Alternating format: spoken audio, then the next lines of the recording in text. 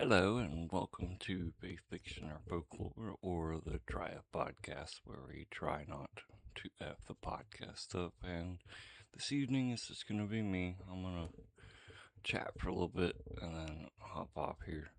Um, I wanted to talk about lucid dreaming. I saw something on TikTok. Um, it's kind of a thing of people asking on TikTok. They in their dreams they talk about asking what time it is, and it they freaks them out a little bit. So I found one of them, and it's a girl talking about her experience about asking what time it is in her lucid dream. So I'm just So, gonna play it. I've been a lucid dreamer my whole life, and I thought I'd give that whole asking someone in my dream the date and time. And I did the other night, and it was fucking weird, weird as shit. Like the whole vibe of my dream changed.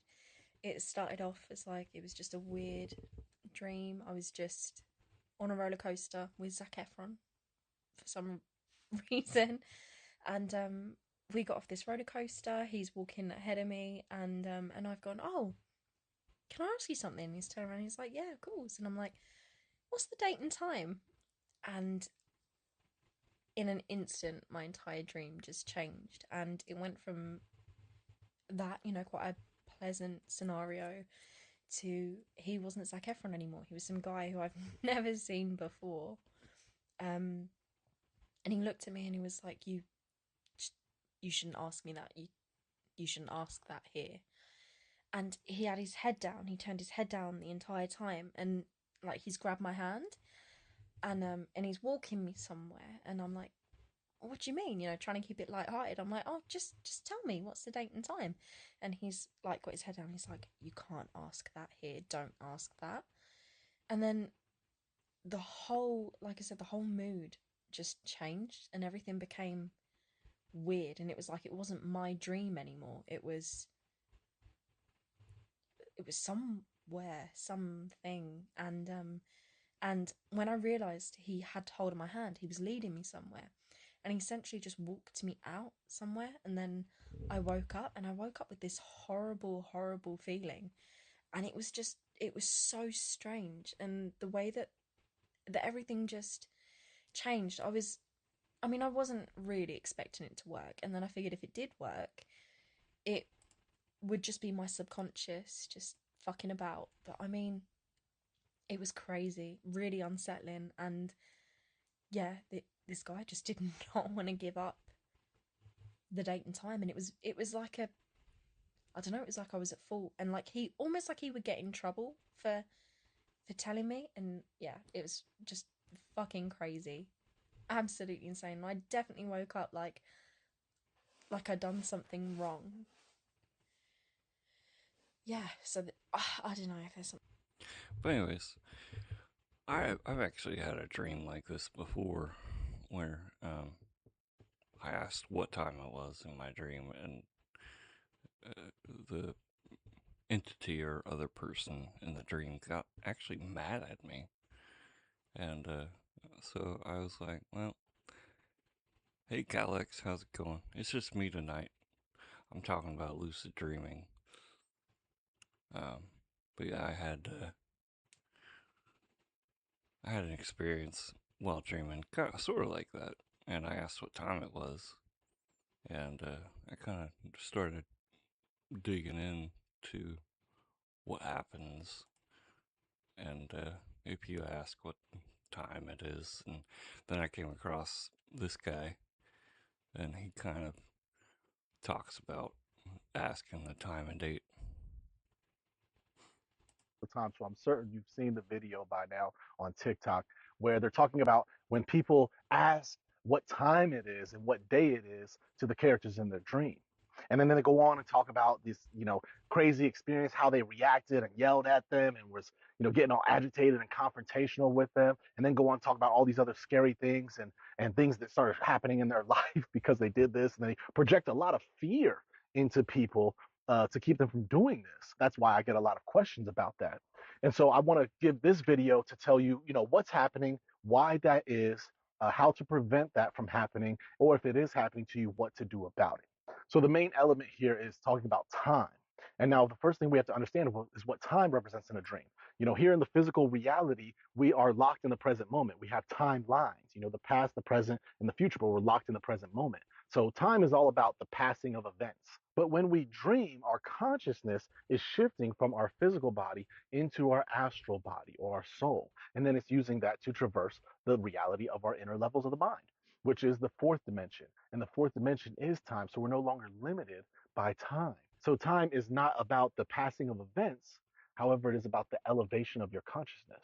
We all know people who are, 30 plus, but still act 16. They haven't evolved consciously. So when you're asking these characters what time and date it is, really what you are asking them is, where am I at consciously? How far have I evolved spiritually? Now, another thing to remember with dreams is that your dreams are a reflection of how you use your mind while you're awake.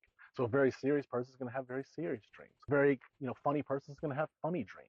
Well, this person is revealing what's going on within their mind, because when they ask these different characters, the characters show them what they are representing, because people in our dream represent the different characteristics of our own personality.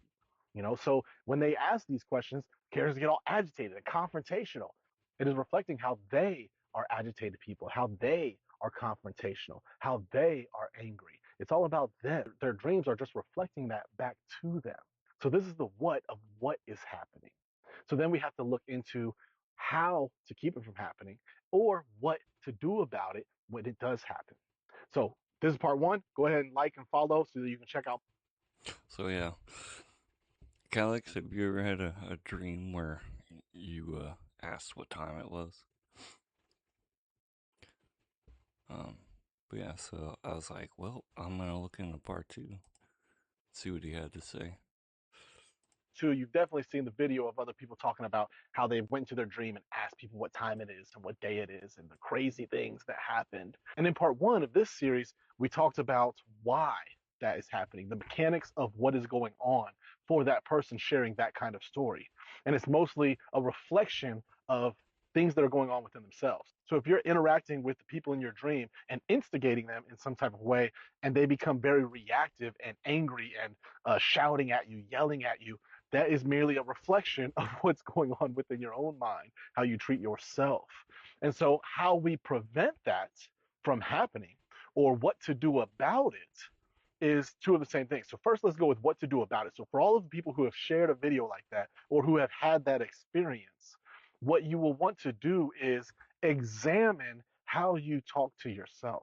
Examine throughout the day whenever you make a mistake, do you ever beat yourself up over it? Because this type of person probably also has dreams of getting into fights in dreams, or being attacked in their dreams. That actually happens to me a lot in my dreams. Is I'll try and fight the or have a conversation, and then I'll ask them what time it is, the entities in my dream, and then they'll get mad at me. So it turns into this whole fight. And so I'm like, well, yeah, I agree with this guy. I do fight with myself in my head all the time. It's just like starting this podcast. All I had to do was hit play and stream, and I fought with myself for an hour. Like, it's gonna suck. No, it's not gonna suck. It'll be alright. So here we are. Because it's reflecting ways in which you're beating yourself up, you're tearing yourself down. Do you sometimes talk to yourself like, oh, I don't deserve this. Oh, this always happens to me. When you make a mistake, you're always, oh, I'm such an idiot. I'm so stupid. What the fuck? If this is a type of dream that you've had, or you've had this experience within a lucid dream, because lucid dreams provide you with even more insight into your own self awareness. Because dream interpretation is your number one tool for self awareness, because dreams provide you with so much insight. But when you're lucid within the dream, you are able to receive and perceive so much more. So you are able to become more aware of what's going on than a normal dream. So, what you will want to do with this is also apply that lucidity into your waking life. Be more aware and alert and conscious of the thoughts that are going on within your mind, especially the thoughts about yourself. And start to use your mind and transform those thoughts into more productive thoughts that are in cohesion with what you're wanting to experience, the things you're wanting to manifest, and the person you are wanting to become. Talk yourself up, build yourself up, believe in yourself. Because if you don't believe in yourself, you can't hardly expect anyone else to believe in. So if you want to know more about dreams, So yeah, I was like, wow, that's crazy. But I don't even know what a lucid dream is. What is a lucid dream? So uh, I looked for kind of a podcast about what lucid dreaming is, and I came across let's see, what's this guy's name? Jay Shetty podcast, and he had a dream expert on. The guy's name is Dr. Raoul Jean Diel. Probably mess that up, but it will. And right in this area is where he kind of defined hangovers give you lucid dreams. Don't drink too much. What kind of hangovers? Yeah, alcohol does disrupt my sleep pretty bad. Usually, if I have too much, so it'll just knock me out. And I don't dream when I drink, actually. But yeah, I think this is the part where he talks about lucid dreaming.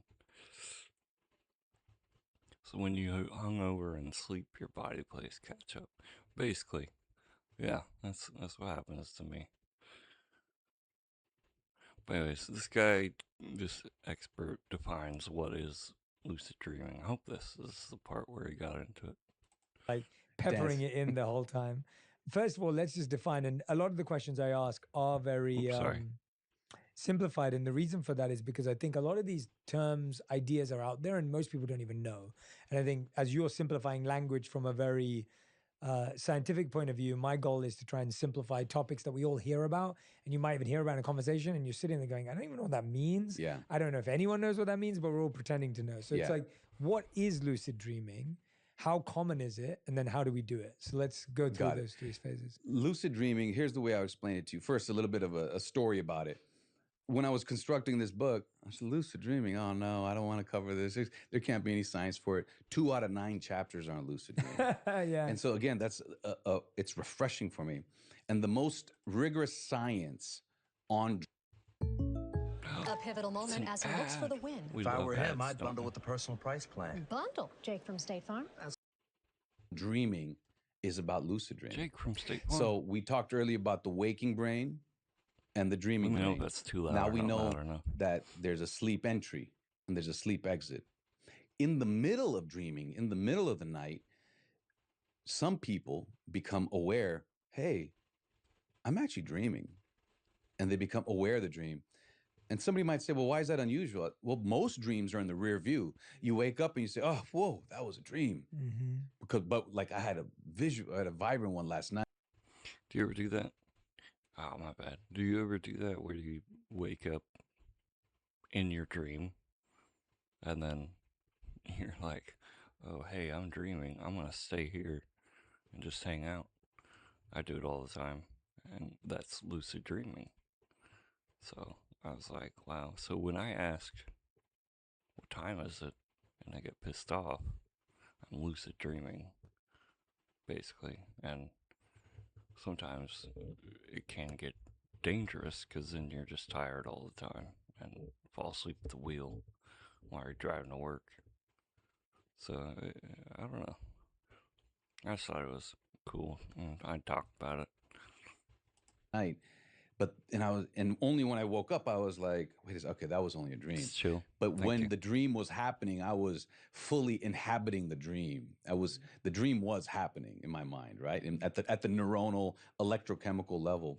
So sleep entry, sleep exit, lucid dreaming is the return of awareness, allowing people to know that they are actually in a dream while dreaming. Okay, not in the rear view like I had this morning. And so that's a big statement. And what I would say is there's proof for it. lucid dreaming can be proven by this experiment that they did and have been doing. That's the thing about studies and experiments for your listeners. If somebody breaks into something new and it's real, you'll see an explosion of data in the scientific literature for that. And in the 70s, somebody said, wait a second, you're a lucid dreamer. You're telling me you can become aware while you're in a dream, while the dream is happening? And so they did a couple of things. They trained the person that rapid eye movement, which is like skittish eye movements when we sleep and dream. They said, if you're in a lucid dream and consciousness has returned, can you communicate with me like with your eyeballs through like a Morse code? And people should look this up. They left, right, left, right. They train these like eye pattern movements. At the same time, they put the electrodes on the surface of the scalp because a guy like me will be like, he's just woke up, right? Like, well, I need to know more than that. And they prove by the electricity that the person is truly asleep. Yeah, I had a sleep study done on me. It was a few years ago, and I wonder if you can be in the same lucid dream as someone else. That's another question I'd like to figure out and maybe talk with. I was hoping I could talk to Gary about this on here, but Thanksgiving and whatnot, I couldn't make it. But thoughts?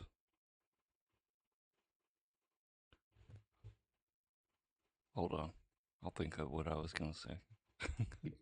So you can't fake being asleep. No. Across a glass, this person at a certain time in the middle of the night, proving they're asleep, starts to communicate with their eyeballs, and it still shows you're asleep. Communicating with the outside world when you're asleep, that's powerful. That's lucid dreaming. Am I a lucid dreamer? No. Have I had one or two? Yes. Did people working on this book start to? Yes. Can it be induced? Yes. And so lucid dreaming is powerful because, again, it's a liminal state, right? It's a bit of awareness. It's a bit of waking consciousness that is bubbled up during dreaming consciousness. And so nothing is rigid. Sleep and you don't go from wake to sleep in a second. It's not a hard line. So there are all these overlapping blurry states, and lucid dreaming is that. Two more points about that. When you put those participants into brain scanners, that executive network I've been talking about, logic and stuff, is dampened.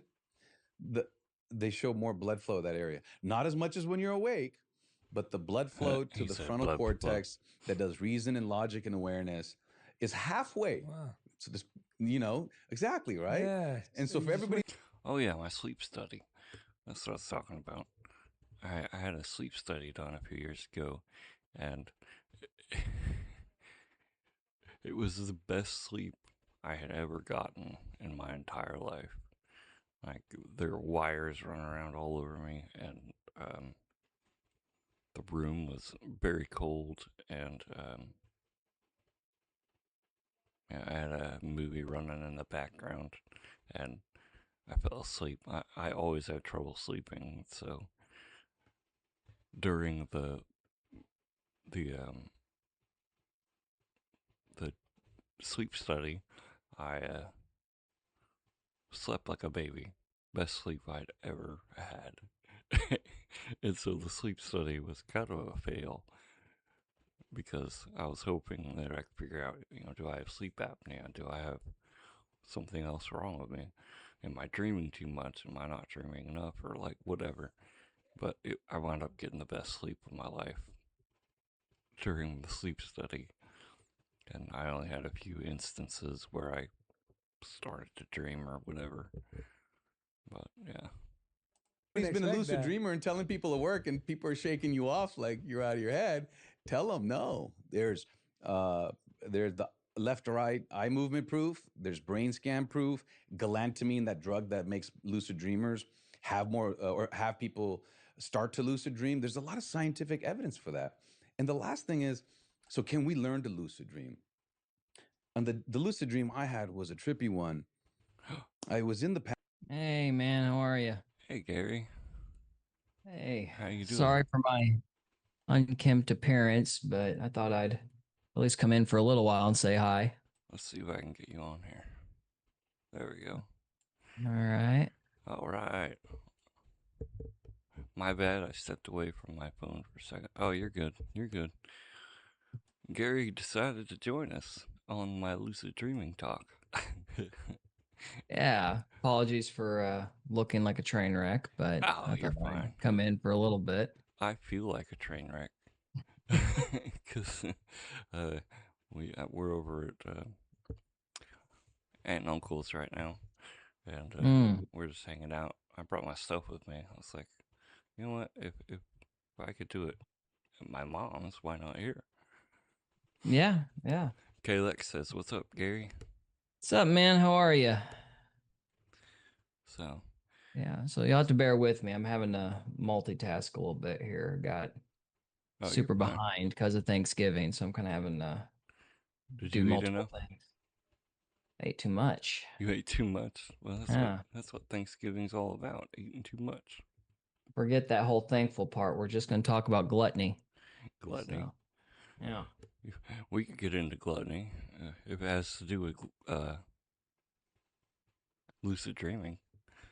That's what I was talking about, was lucid dreaming. I saw that. It's pretty interesting, man. I don't think I have lucid dreamed since I was like a kid. Yeah, I've been doing a lot of lucid dreaming here the last couple months. Oh, really? Yeah. Well, what brought that on? I really don't know. It just I was on TikTok and this girl started. If you saw the beginning, this girl and other TikTokers were talking about asking what time it is. During their dream, and I'm like, I've done that before. So I started like, if I realized I was dreaming, I would ask what time it was. And another video I played earlier was a guy talking about what happens in your dream is kind of what's reflecting in your mind. So if you get mad at yourself for asking what time it is, then you're always putting yourself down instead of building yourself up, which I do all the time. I put myself down for everything. And so I was like, wow. And then I came across this dream expert talking about dreams and whatnot. And so I listened to the podcasts, and I was just playing the part where he's talking about what lucid dreaming is. And then you jumped in. So here we are. Well, you're doing an excellent job, man. Oh, thanks. Very good. Very good. I can't. Yeah, I'm not sure how long I've been going though. Well, you're good. You're all right. There it is. 23 minutes. So how long was it for Substack? For Substack?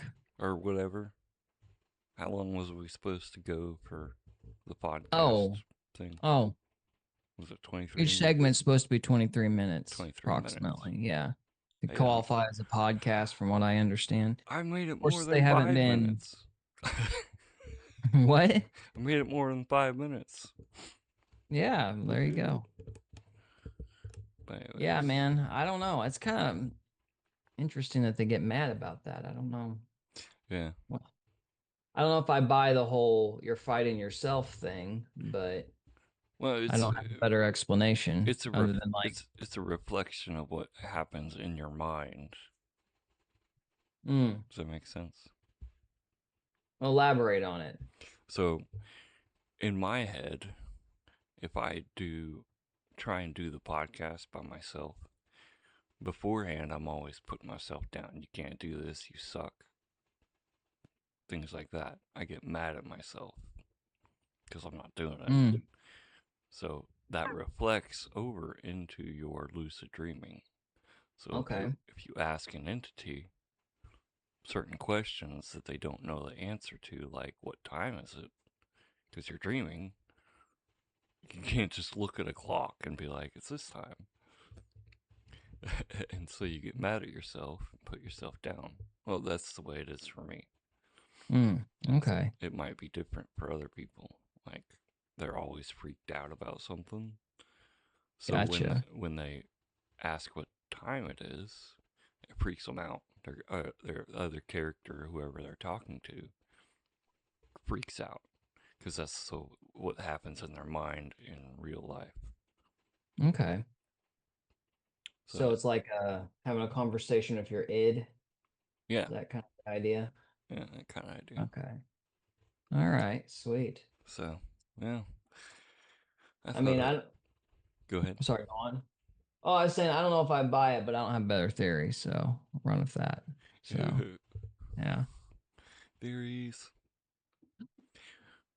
Well, do you want to let this guy talk a little bit more, or if you jumped in, I was gonna play "If I Were the Devil" by Paul Harvey and react to that.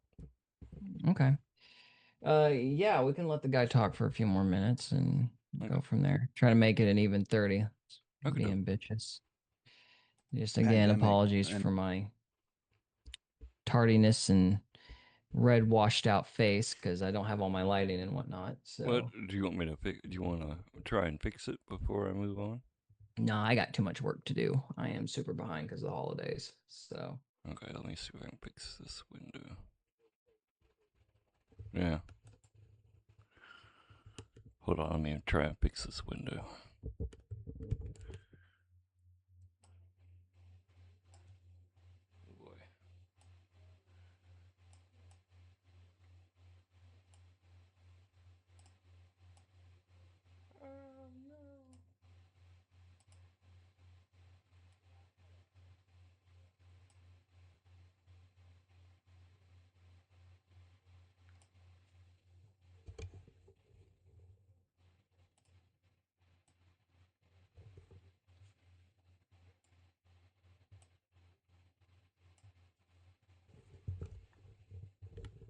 That's crazy.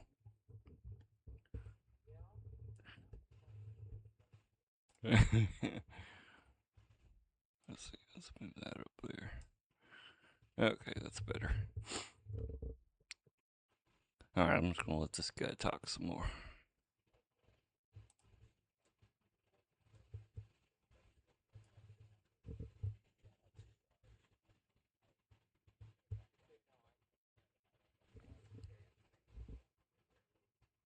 Oh.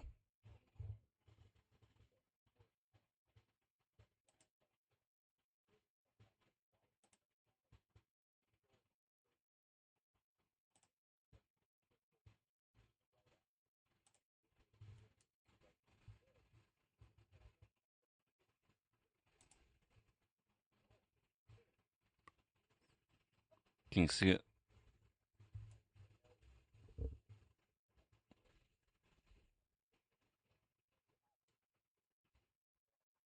Oh. There we go. Oh no.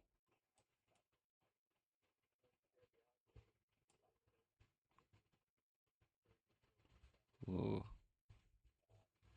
No volume.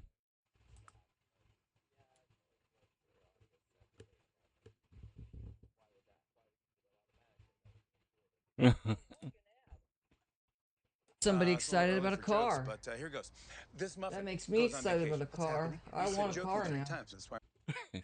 And there are some techniques How about that are now? out Can you there. hear it? I was going to ask you, if someone's a beginner Yeah. and they want to try it after watching this, they're going to get the book and they're like, all right, I want to play with it. What are the first three Maybe things it's on someone my should do? end. First thing they should do is look up MILD, lucid dreaming, mild technique. So there are a lot of techniques written about since antiquity. If it is, I don't know how. People have cultivated spirituality with that. This is a massive topic. Yeah, faiths use it a lot. Yeah. So mild technique. And what it is waking up a bit earlier than you should, you plan to, speakers or are in the right and then spot. try to hold on to consciousness and waking real life tech. as you drift into sort of back into The sleep. stream can hear The it. technique is described in the book. All And right, you can well, look it just up online. But I want put the people subtitles to know on. And I'll try to read it. why I mentioned that technique after 4 or 5 is because there is a study when they took a bunch of people and they said, okay, we're going to teach you the left, right, What's his Morse code. credentials here? You practice this technique, then we're going to get you in the sleep lab. It's not my. This is Dr. Raul Gendiel. Or Gendiel. I'm not sure how to pronounce it. Well, he sounds like an expert. Yeah. And this is a hour and 40-minute long podcast, so it's really good if you like to listen to lucid dreaming. But, yeah. So did you ever get the sense that, like, the dreams were like from something evil, or you think it's like just your id? Oh yeah. Maybe your id is evil. Maybe my id is evil. You've got an evil id.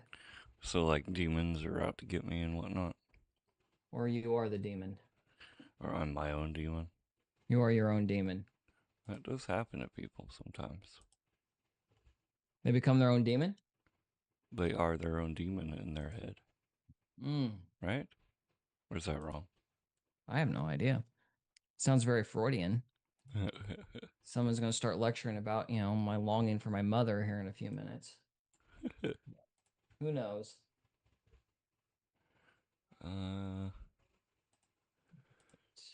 Let's see.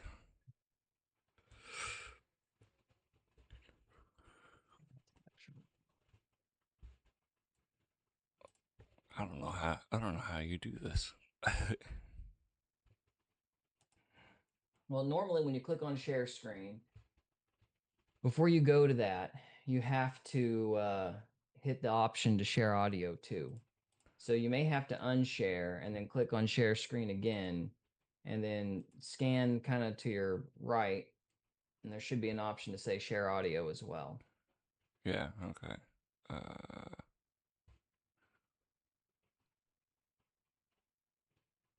Computer Audacity, is there anything in here? See. Does it still play? Yeah, it's still in here. Okay, just cancel. My experiment, or it's not my investigation. We're going to get you in the sleep lab. Okay, now prove to us with your eyeball movements that you're actually lucid dreaming. Everything before that was a survey like, yeah, I did it and I'm lucid dreaming more. I believe people, but I like that extra bit of proof. So the mild technique is proven with the left, right, Morse code technique that clearly shows you are asleep based on your brain electricity and you are using eye patterns. So much so, this is a banger. They started doing a little bit of math.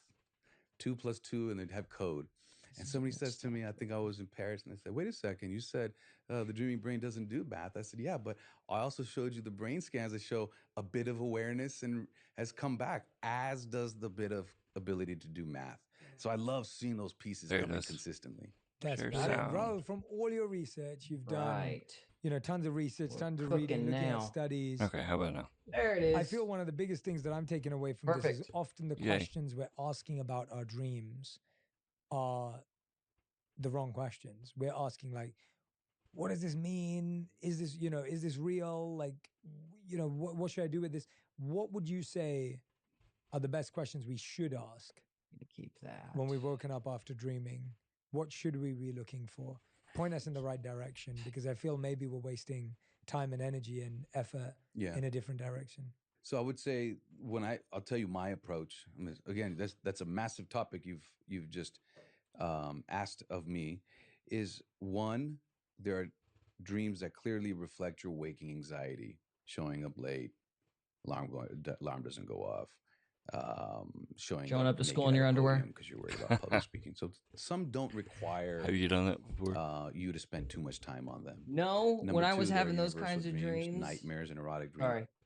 When I was having those kinds of dreams, it was always like I was on stage and I was forgetting my lines. That was my big go-to, is I hadn't studied my script. Oh, yeah. Yeah, I hadn't studied my script, and so I didn't know my lines, and so I was up there on stage just bull crapping, which is probably an allegory for my life. I'm not sure. No. Ooh. If it looks like I don't know what I'm doing, that's because I don't. That's all right. I have no idea what I'm doing right now. We're just limping through our existence. It's all great. All right, but yeah. So that is part 1 for the podcast where we talked about lucid dreaming. Gary, I think your camera froze, or maybe my computer is like, ah.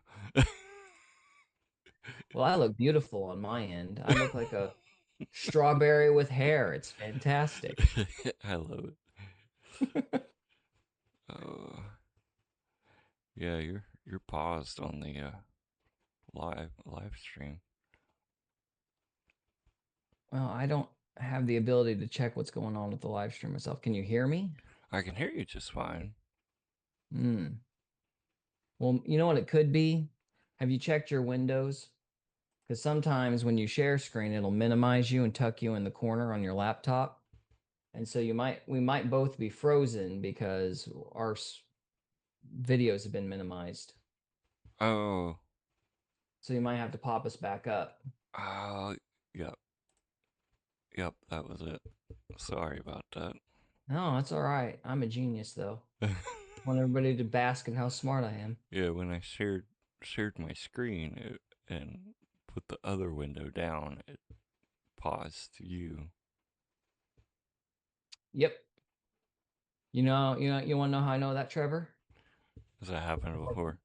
I've made that mistake like a million times. You learn by face planting. Oh, man. It's still doing it. Let's give it a minute. Are you a couple minutes behind on the show? I'm not sure how far behind I am on the show.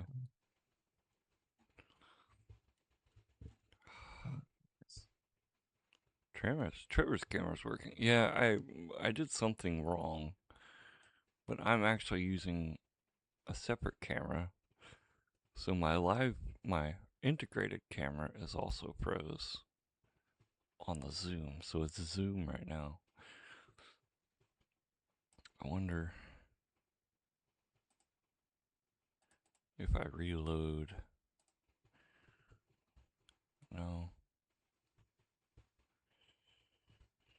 That's crazy. I don't know what I did wrong.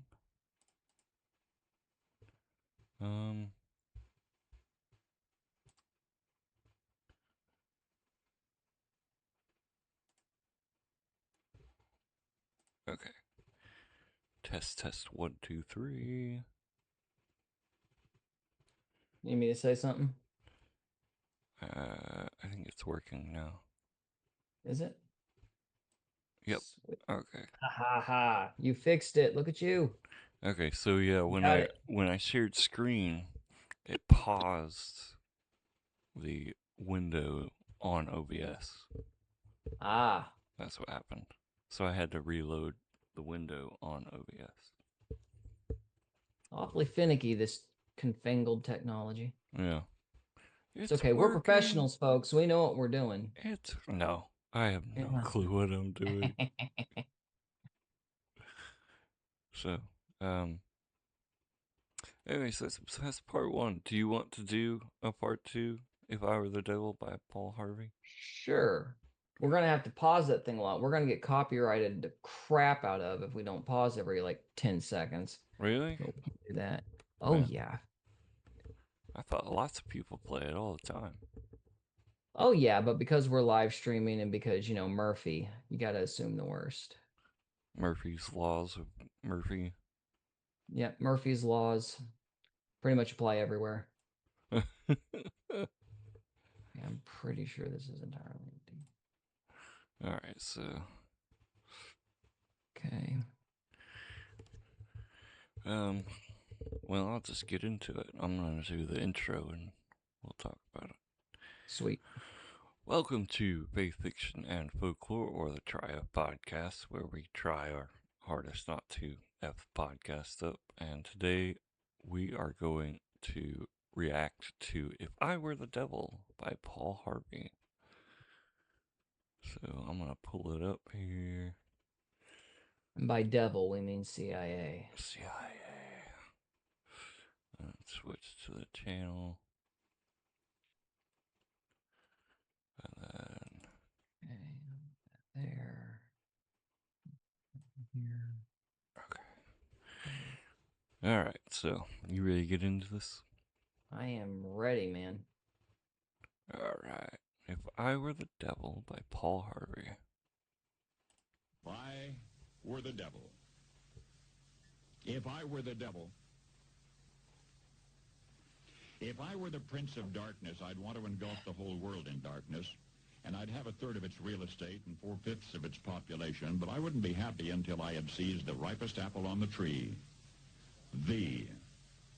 So I'd set about, however necessary, to take over the United States.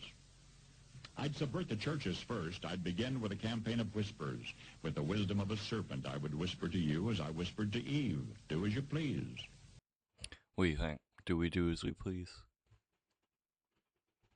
Unless we don't please it. Yeah.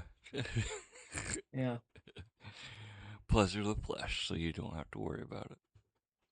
Yep. Of course, it's kind of one of those things where it's like, it's a little redundant. I mean, I don't mean to crap on this speech. It's one of my favorites from Paul Harvey. You know, I grew up listening to Paul Harvey with Dad as a kid, you know, in the farm truck and everything. So, oh yeah, I have sentimental value for Paul Harvey. But yeah, that's one of those things where it's like, well, yeah, I mean that the devil does tell you to do what you want. That is a thing. So, well, who was Paul Harvey? Was he like a broadcaster? Yeah, he was a famous radio show host. He was known for "And Now the Rest of the Story," or "Now You Know the Rest of the Story."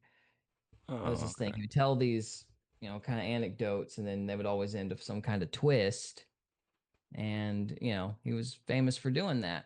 And he had a radio show, and he talked a little bit about news. Not like when I was a kid, he was on right before Rush Limbaugh, so you know, he'd always have these stories and stuff he'd play, and then they'd put Limbaugh on.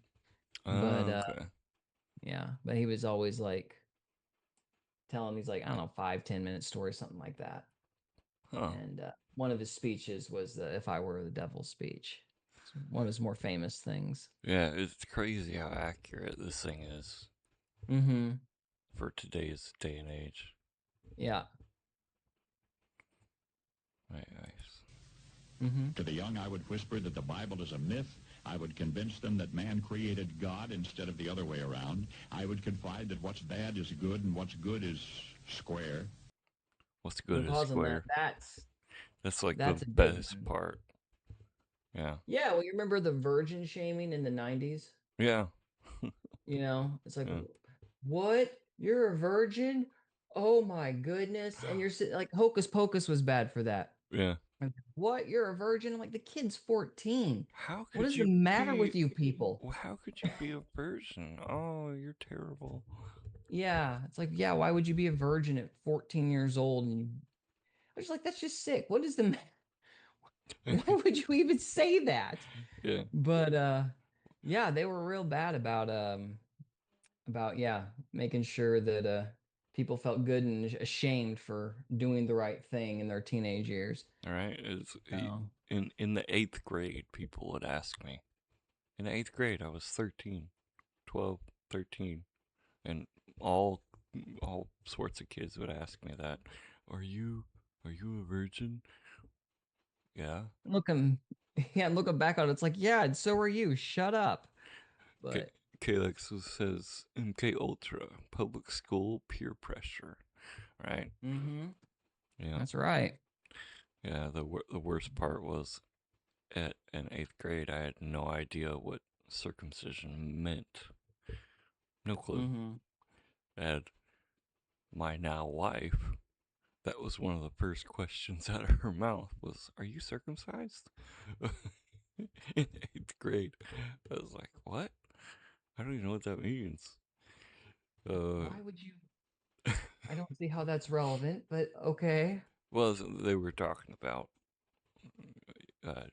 having sex and stuff, and they asked, you know, "Are you a virgin?" and stuff, and that was part of the conversation. And then, out of her curiosity, she just bluntly asked me. Yeah. And I was like, "No, I have no clue what that even means." Yeah. Well, the point is, they tried to pressure you into thinking that you're weird for wanting to do the right thing, and then, of course, as you get older, you realize how absurd the whole thing is. But yeah, that persuaded a lot of kids to make poor choices. Yeah, so, peer pressure. Yep. Yeah, yeah. And of course, once people make poor choices, they tend to double down, which leads to even more poor choices, and so on and so forth. It's like, I want to wait till I'm married before I do it. And people used to look at me like, you're insane. Good luck. Don't think you'll make it, which I didn't. But I made it to 21 at least. So. Well, there you go. So, yeah, I was what they would call a technical virgin when I got married. Technical virgin. Which means I did other things, but I didn't do the final thing, as it were. Yeah. So third base or fourth base, fifth base. I don't remember how the bases are categorized. So I think the bases are dependent upon the individual. Mm-hmm. Yeah, I don't think there was ever an objective set of rules for what did and didn't apply. Right. Your first base could be kissing, while my first base could be hand holding. Yeah. But the point is, you're supposed to look like an idiot if you tried. Yeah. So. Yeah. Okay. And the old I would teach to pray after me, Our Father, which art in Washington. How many people do that on a daily basis? I imagine nobody's consciously praying to Uncle Sam, but... Well, they might be. The first thing they do is turn on the news. What's the news got for me today? Well, now you're convicting me. I love you. I'm not convicting you. I feel thoroughly chastened, Trevor. Thoroughly chastened. How dare you? I'm sorry. And then I'd get organized. I'd educate authors in how to make lurid literature exciting so that anything else would appear dull and uninteresting. I'd threaten TV with dirtier movies and vice versa. I'd peddle narcotics to whom I could. I'd sell alcohol to ladies and gentlemen of distinction. I'd tranquilize the rest with pills. We know we see that every day. Mm-hmm. Every day in the streets. I mean, now you can just walk down any street almost and see somebody on something. In Seattle, it was incredibly depressing because you just see these kids, they're just like... I have a lot of horror stories from Seattle. One in particular on this point was there was a girl. She couldn't have been more than 18, 19 years old. And I don't know what in the world led to that situation, but she was like literally... She had like a pair of tighty-whities over her shorts, and I think she was wearing another pair of tighty-whities over her head, and she was twirling in a circle in the middle of the street, just high as a kite. Of course, that was the ones who were conscious, Yeah. That's one of the more mild stories from that town. That's crazy. But, yeah, it was just like that everywhere.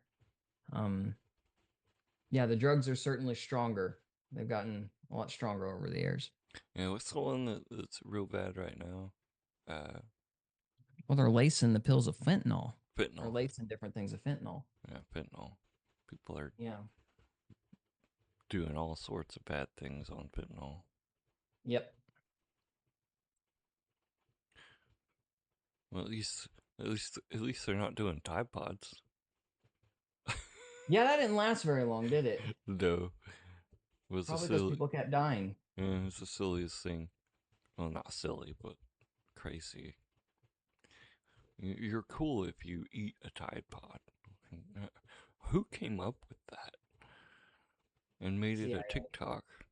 It was the CIA. Yeah. Everything's a conspiracy. Decrease the world's surplus population, man. Your meeting will end in 10 minutes. All right, we got 10 minutes before the meeting ends. 10 minutes, okay. All right. Unless I could update my Zoom. Oh, that I don't know. And let's get that off there. All right, let's see. What is this? Sorry about that. No, you're good. Stephen Meyer lecture. Stephen Meyer. All right, I'm going to let him.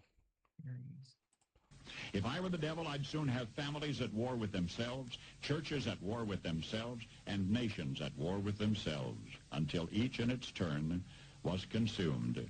And with promises of higher ratings, I'd have mesmerizing media fanning the flames. If I were the devil, I would encourage schools to refine young intellects, but neglect to discipline emotions. Just let those run wild. Until before you knew it, you'd have to have drug-sniffing dogs and metal detectors at every schoolhouse door. Within a decade, I'd have prisons overflowing. I'd have judges promoting pornography. Soon I could evict God from the courthouse, then from the schoolhouse, and then from the houses of Congress. And in his own churches, I would substitute psychology for religion and deify science. I would lure priests and pastors into misusing boys and girls and church money. How often do you hear that one? Boys and girls, here's your preacher, pastor, or whatever. And they wind up doing something wrong to them. And that I've heard a lot. Personally, like I've heard a lot of people, that's why they left the church. It was because they heard about this preacher doing that or that preacher doing that with kids. Mm-hmm. It's terrible. Yeah. Yeah, it's I think that was another one of those things where like the government was allowing certain people into the church to kind of corrupt them. That's a whole other conspiracy theory to get into at some point. Yeah. Like that didn't just happen, you know. It's kind of government organization as well. As is most things. This segment, Kalex, is about we're just listening to "If I Were the Devil" by Paul Harvey.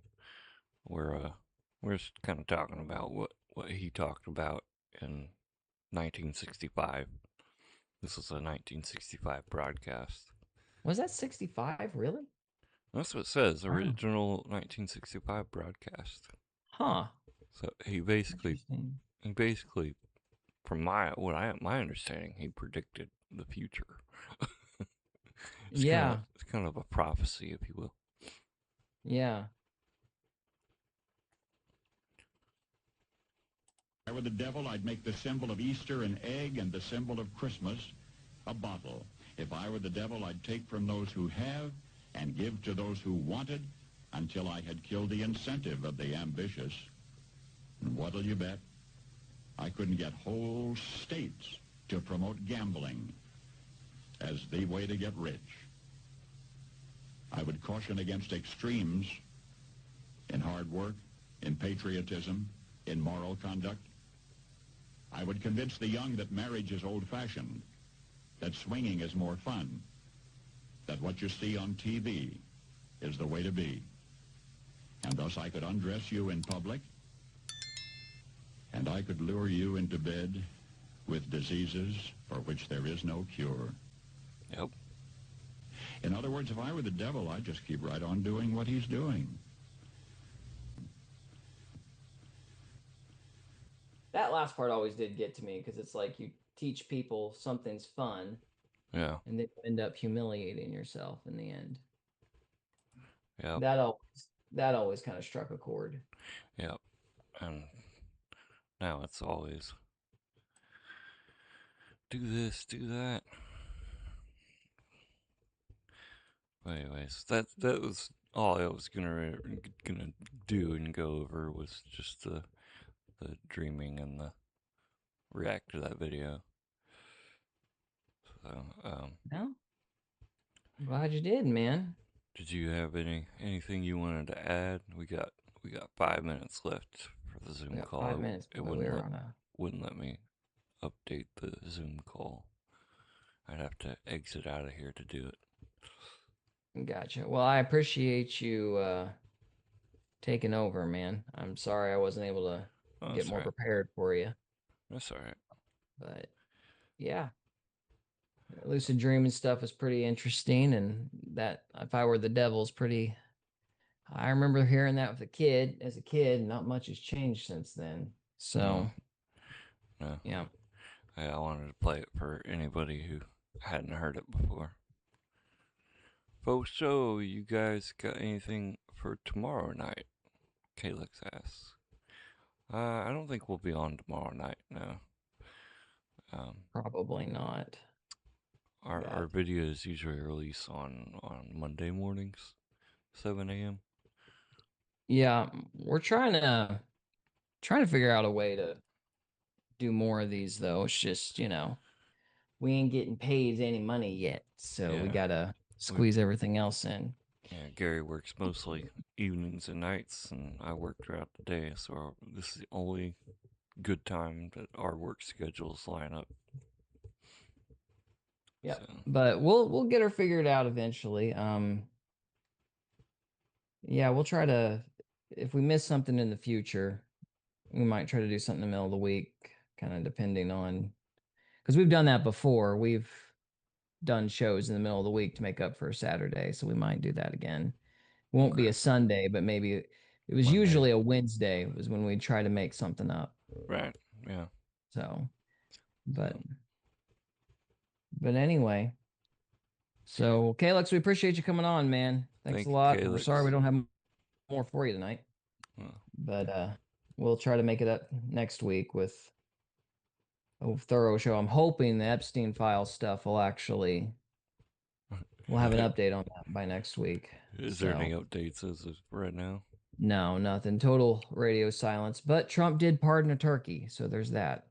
Gobble, gobble. Yeah, big news, big news. Oh, wow. So, I mean, yeah. But that's kind of one of the funny things is this is not supposed to be a political show, but it's not my fault that the conspiracy theory that made me say Alex Jones is nuts, that whole Epstein thing, turned out to be true, and we've been following it for months on end. That's not my fault. Technically, since it is a conspiracy, it can go into the folklore. Yeah, that's how we categorized it. It was folklore, Originally indicating that it was just rumors on the wind, not news. But, all the conspiracy theories turned out to be right. Who knew? So it's crazy how that's conspiracy turns to real. It's a little depressing. It's a little depressing. It was funner whenever you didn't think it was actually happening. It's the CIA. So it's the CIA, man. So all right, well, we got a minute left, so I'm gonna go ahead and end it here.